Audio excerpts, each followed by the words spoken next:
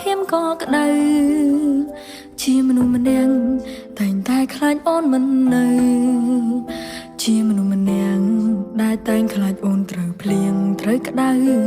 មនុស្សតែម្នាក់អូនចង់រស់ក្បែរពេញមួយជីវិត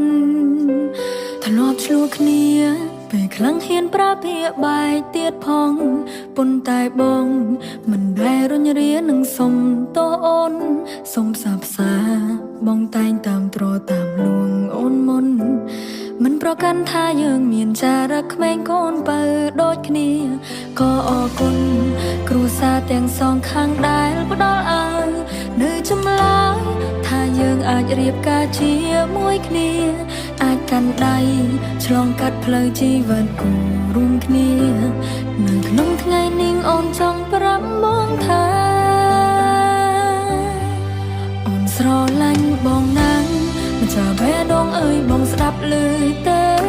មិនដែលចង់ទំបងជាចំរើសម្រាប់ឲ្យអូនអាចជ្រើ